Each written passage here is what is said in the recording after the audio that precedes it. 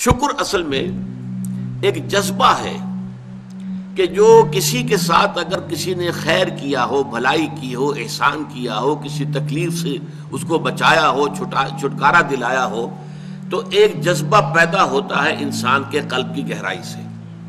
اب اسے ہم جذبہ تشکر کہیں گے، جذبہ امتنان کہیں گے. یہ قلب کی گہرائی سے ابھرتا ہے اور پھر زبان پر بھی آتا ہے. آپ کا شکریہ، میں آپ کا شکریہ ادا کرتا ہوں. یہ شکر جو ہے در حقیقت یہ فطرت کی صحت کی علامت ہے. اگر فطرت صحیح ہے تو شکر لازماً ہوگا، اور اگر شکر نہیں ہے تو معلوم ہوا کہ فطرت مسخ ہو چکی ہے. آپ کے ساتھ کسی نے بھلائی کی اور آپ کے اندر یہ جذبہ بھی پیدا نہیں ہوا. یہ تو حیوانات تک کے اندر ہے. آپ کسی پیاسے جانور کے سامنے پانی رکھیے، کوئی بکری ہو، کوئی اور ہو، کوئی گائے ہو، پیاسا ہو، بندھا ہوا ہے، وہ تو ادھر ادھر دوڑ کر اپنی پیاس پوری نہیں کر سکتا. بالٹی میں پانی رکھ دیجیے، وہ پی کر پھر وہ آنکھیں اٹھا کر آپ کو دیکھے گا. وہ جانور تو اس کی آنکھوں کے اندر سے آپ کو جذبہ تشکر چھلکتا ہوا نظر آئے گا.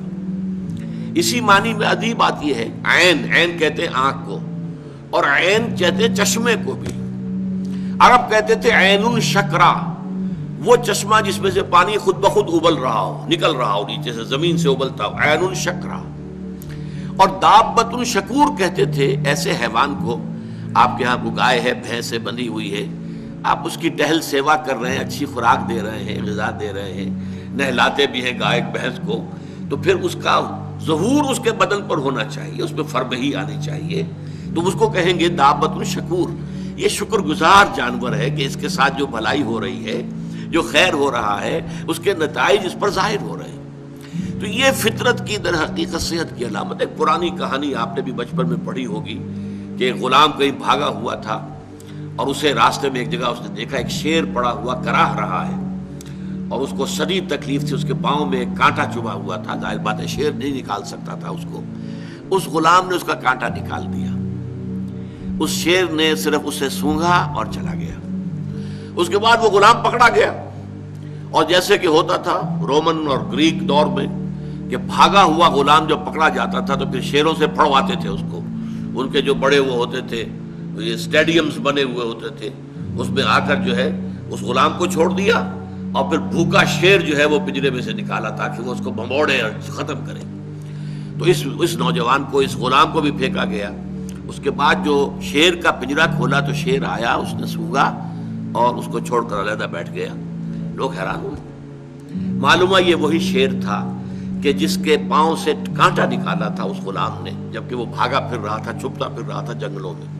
بہرحال یہ شے سمجھ لیجئے کہ شکر جو ہے در حقیقت یہ فطرت کی صحت کی علامت ہے.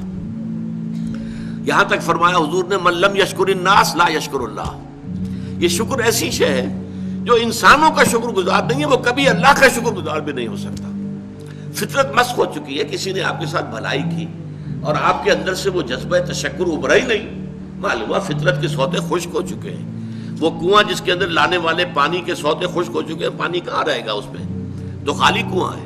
تو تمہاری بھی فطرت جو ہے خالی ہو چکی ہے، اور تمہارے اندر وہ جو جذبہ تشکر موجود نہیں ہے، تو گویا کہ فطرت کے سوتے خشک ہو چکے ہیں. اب اصل بات کیا ہے اس فطرت کے بعد؟ اصل منعم کو پہچاننا. اب دیکھیے اس کو بھی ذرا غور سے سنیے میری بات کو. بچپن میں ہر بچہ یہ سمجھتا ہے کہ میرے حفاظت کرنے والے، میری ضروریات پوری کرنے والے، میری تکلیف پر تڑپ اٹھنے والے میرے والدین ہیں. اس سے آگے کا اسے بھی پتہ نہیں ہے، احساس نہیں ہے. لہذا جذبہ شکر جو ہے وہ والدین کی ذات کے ساتھ مرتکز ہو جاتا ہے. اس سے ذرا آگے بڑھا، معلوم نہیں میرا کنبہ ہے، میرے چچا ہیں، میرے ماموں ہیں، میرے فلاں ہیں، میرے قرب قبیلے کے لوگ ہیں، میری قوم ہے، میرا وطن ہے. یہ سب در حقیقت میرے محافظ بھی ہیں، میرے مددگار بھی ہیں، اور میری ضرورتیں پوری کرتے ہیں. یہ جذبہ تشکر اب پھیل رہا ہے والدین سے، اپنے خاندان، قبیلے، قوم. اس کے بعد محسوس ہوتا ہے، یہ سائنس کی انتہا ہے، کہ یہ سارے عناصر فطرت مجھے پال رہے ہیں. سورج کی حرارت نہ ہو تو فصلیں کیسے پکیں؟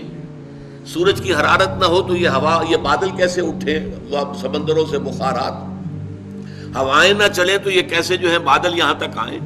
اور بارش برسے اور پھر میرے لیے گندم جو ہے وہ پیدا ہو، تو کائنات پوری مجھے پال رہی ہے. اور اس میں سب سے بڑی شے جو ہے، یہ سائنس کا یوں سمجھ لیجیے کمال ہے، سب سے بڑی شے سورج ہے. اس لیے کہ یہ بھی کہنا ہے کہ زمین سورج ہی سے ٹوٹا ہوا ایک ٹکڑا ہے، اسی سے سپلنٹر ایک علیحدہ ہوا اور اس کے گرد گھومنا شروع کر دیا. واللہ عالم، یہ علیحدہ بحث ہے، یہ کاسمولوجی کی بحث ہے. لیکن یہ ہے کہ بہرحال ہم جانتے ہیں یہ شکر کا جذبہ پھر آ کر مرتکز ہوتا ہے یہ تمام مظاہر فطرت کے اوپر. اب اس کے بعد صرف ایک چھلانگ لگانے کی ضرورت ہے، وہ چھلانگ جو حضرت ابراہیم نے لگائی تھی. سورہ انعام میں ذکر ہے، انہوں نے ایک تارے کو دیکھا تو کہا اچھا شاید یہ میرا رب ہے. جب وہ ڈوب گیا، غروب ہو گیا، تو نہیں، میں تو غروب ہونے والے کو تو رب نہیں مان سکتا. پھر چاند کو دیکھا، وہ بڑا روشن تھا، بہت بڑا تھا، اچھا یہ رب ہے. جب وہ بھی ڈوب گیا، کہا نہیں، اگر میرے رب نے مجھے ہدایت نہ دی. پھر دیکھا سورج کو، ھذا اکبر، ھذا ربی، ھذا اکبر. فلما افلت، پھر جب وہ بھی غروب ہو گیا تو پھر اس کے بعد جو چھلانگ لگائی انہوں نے کیا، انی وجہت وجہی للذی فطر السماوات والارض حنیفا.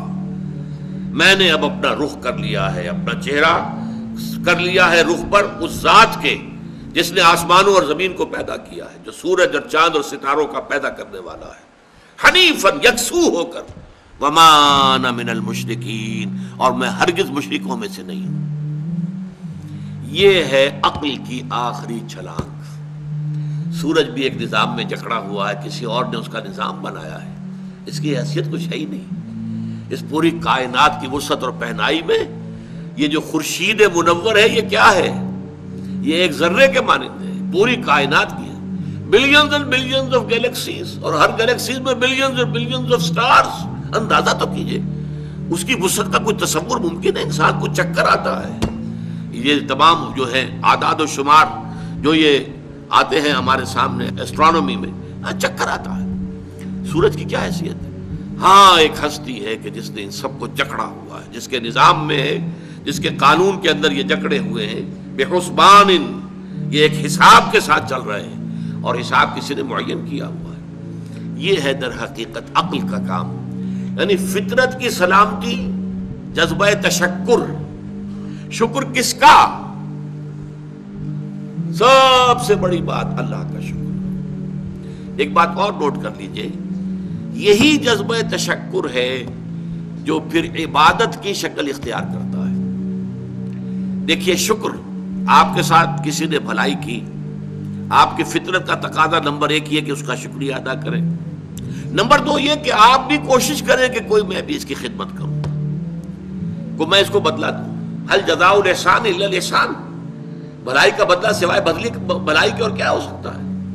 لیکن فرض کیجئے کہ وہ ہستی اتنی بلند و بالا ہو، والدین کی آپ کچھ نہ کچھ خدمت کر کے، کچھ کسی درجے میں جو انہوں نے بچپن میں پالا پوسا تھا، کسی درجے میں آپ اس کا جواب، اس کا بدلہ دے سکتے ہیں. بڑھاپے میں یہ ہے کہ انہیں فلا تقل لہما اف ولا تنہرہما، انہیں اف تک نہ کہا جائے، انہیں جھڑکا نہ جائے، ان کی اطاعت کی جائے، ان کی فرما برداری کی جائے. ہاں، ناحق بات میں ان کی بات نہیں ماننی ہے، شرک پہ مجبور کریں تو ان کو نہیں ماننا، ان کے حکم کو، لیکن باقی یہ اور چیزوں کے اندر ماننا ہے.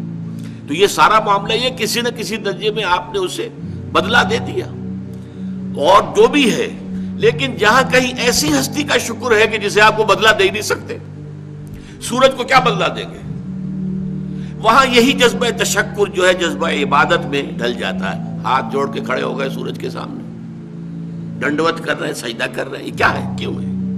یہ وہی جذبہ تشکر ہے کہ اس سورج ہی سے ہمارا سارا نظام چل رہا ہے، میرا پورا وجود یہ در حقیقت اسی کے ذریعے سے اس کی ساری ضرورتیں اور سارے تقاضے پورے ہو رہے ہیں.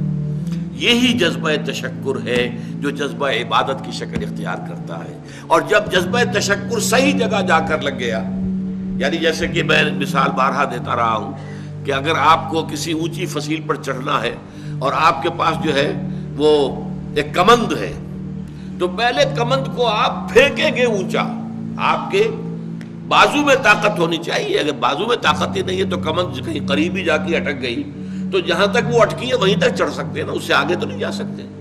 تو کمند کو پہنچانا ہے پہلے اونچائی تک.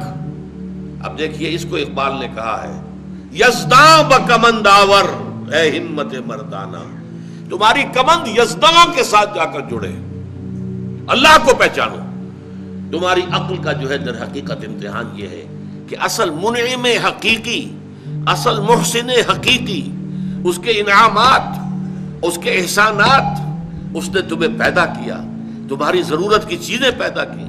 ان تعدوا نعمت اللہ لا تحصوها، اگر تم اللہ کی نعمتوں کو گننا چاہو کبھی احسان نہیں کر سکتے، کبھی ان کی گنتی نہیں کر سکتے۔ اس کے لیے تمہارا جذبہ شکر جو ہے وہ ڈھل جانا چاہیے جذبہ عبادت میں۔ اور یہاں اس رکوع کے اعتبار سے اس کے جو سب سے بڑا مظہر ہے وہ اب آ رہا ہے، وَإِذْ وَلَقَدْ آتَيْنَا لُقْمَانَ الْحِكْمَةَ أَنِ اشْكُرْ لِلَّهِ، أَنِ اشْكُرْ لِلَّهِ، گویا کہ حکمت کا تقاضا یہ کہ شکر کا جذبہ اللہ تعالیٰ کی ذات کے ساتھ وابستہ ہو جائے۔ وَمَنْ يَشْكُرْ فَإِنَّمَا يَشْكُرُ لِنَفْسِهِ، اور جو کوئی شکر کرتا ہے وہ اپنے بھلے کو کرتا ہے، اللہ کا کوئی کام نہیں بنتا اس سے، اللہ کی کوئی ضرورت پوری نہیں ہوتی، وہ ضرورت سے مبرہ ہے، منزہ ہے، اعلیٰ ہے، عرفہ ہے، اس کی کوئی ضرورت نہیں، احتیاج ہے ہی نہیں، وہ محتاج نہیں ہے، وہ تو غنی ہے۔ تو اس لیے فرمایا من یشکر فانما یشکر لنفسہ، لنفسہ سے مراد کیا ہے؟ اگر آپ کے اندر جذبہ شکر ہے اور وہ جذبہ تشکر جا کر ذات باری تعالیٰ کے ساتھ منسلک اور ملحق بھی ہو گیا ہے، اب آپ کی شخصیت کا ترفع ہوگا، شخصیت ابھرے گی، شخصیت اپچے گی، شخصیت کی ترقی ہوگی، شخصیت میں ترفع پیدا ہوگا، بلندی آئے گی، تعمیر سیرت جسے کہتے ہیں، جسے اقبال تعمیر خودی کہتا ہے۔ صحیح معنی میں واقعتاً آپ ایک ایسے انسان بن سکیں گے کہ جن کے بارے میں قرآن نے کہا ہے کہ وَلَقَدْ خَلَقْنَا الْإِنسَانَ فِي أَحْسَنِ تَقْوِيمٍ، ہم نے انسان کو بہترین حساب پر پیدا کیا۔ وہ انسان بننے کے لیے ضروری ہے کہ آپ کی فطرت سلیم ہو اور عقل سلیم، فطرت سلیمہ جذبہ تشکر موجود ہو، عقل سلیم اصل محسن کو پہچان لے، اصل منعم کو پہچان لے، اور یہ منسلک ہو جائے پہ جذبہ تشکر ذات باری تعالیٰ کے ساتھ، تو اس کا بھلا تمہیں کو پہنچے گا، تمہاری شخصیت کی تعمیر ہوگی، تمہاری خودی جو ہے وہ پختہ ہوگی، مضبوط ہوگی، تمہاری اپنی سیرت و کردار جو ہے اس کی نشو و نما ہوگی۔ وَمَنْ يَشْكُرْ فَإِنَّمَا يَشْكُرُ لِنَفْسِهِ وَمَنْ كَفَرَ، اور جو کفر کرے فَإِنَّ اللَّهَ غَنِيٌّ حَمِيدٌ، تو اللہ تو غنی ہے اور حمید ہے۔